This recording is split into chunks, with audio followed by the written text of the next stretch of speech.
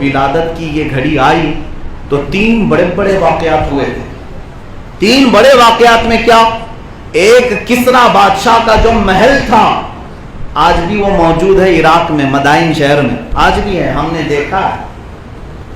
وہ محل جس کے بارے میں بادشاہ کا چیلنج تھا کہ اسے ہزاروں لوگ مل کر کے بھی ہلا نہیں سکتے، توڑ نہیں سکتے. 12ویں صبح جب آئی تو اچانک اس دیوار پر ایسی دراڑ پڑ گئی، شک ہو گئی دیوار کہ اس میں سے ایک آدمی آج گزر سکتا ہے. آج تک وہ شک ہوئی دیوار موجود ہے. محل ویسا ہی ہے، دیوار پھٹی ہوئی ہے، ہم اس میں سے گزر بھی سکتے ہیں. اس کے سارے چیلنج چکا چور ہو گئے، چکنا چور ہو گئے. اور وہ پھٹی ہوئی دیوار آج بھی ہے. کیوں شک ہوئی پتہ ہی نہیں، پتہ نہیں. اور اس کے 14 کنگورے گر گئے جو اس کی عزت کے باعث تھے.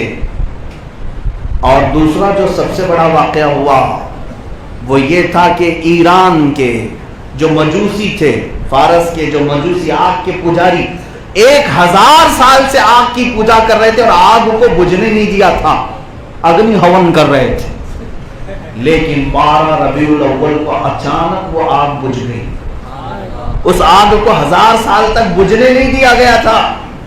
صبح شام دوپہر رات باری باری وہاں پر پجاری بیٹھ کر کے آگ کو جلاتے ہی رہتے تھے. دنیا بھر سے اس کے لیے لکڑیاں آتی تھی، لیکن 12 ربیع الاول کو آگ بجھ گئی. تیسرا بڑا واقعہ جو پیش آیا، بحیرہ ساوا، ایک ندی تھی جس کی عبادت کرتے تھے لوگ، یعنی ایران والوں کی ایک گنگا تھی بحیرہ ساوا. وہ لبالب پانی سے بھری ہوئی. لیکن 12 ربیع الاول کو دیکھا فارس کے لوگوں نے کہ اچانک وہ بحیرہ ساوا خشک ہو گئی، کوئی ایک پانی کا قطرہ نہیں، پورا دریا خشک ہو گیا، کہیں کوئی پانی نہیں ہے. یہ 3 بڑے بڑے واقعات جب پیش آئے تو کاہنوں کو، نجومیوں کو بلایا گیا اور پوچھا گیا کہ یہ کیا ہو گیا، یہ بادشاہ کے محل میں دراڑ کیسی، یہ جو آگ 1000 سال سے کبھی نہیں بجھی تھی یہ کیسے بجھ گئی، یہ بحیرہ ساوا سوکھ کیسے گیا.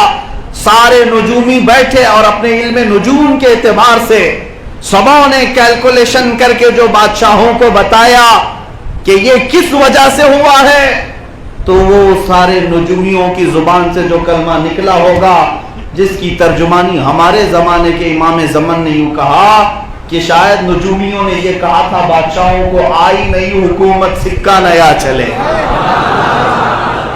آئی نئی حکومت سکہ نیا چلے گا، عالم میں رنگ بدلا صبح شب ولادت.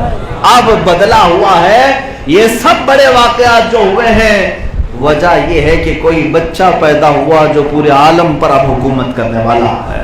اعلیٰ حضرت فرماتے ہیں اس زمانے میں حضور کی ولادت کا 12 ربیع الاول کو جو تذکرہ ہوا تو فارس کے قلعوں میں دراڑ آ گئی. اور آج ہم ذکر مصطفیٰ کریں گے کس لیے؟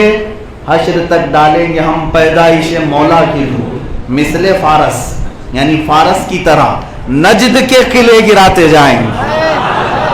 اب ہم ذکر کرتے ہیں تو فارس کے قلعے تو نہیں، نجد کے قلعوں میں آج بھی دراڑ آ جاتی ہے، پیٹوں میں مروڑ آئی جاتا ہے، گردنوں میں چمک آئی جاتی ہے، آنکھوں میں آگ بھری جاتی ہے. کیوں؟ اس لیے کہ ہم مصطفیٰ کریم کا ذکر کرتے ہیں تو ابلیس کو تکلیف ہوتی ہے.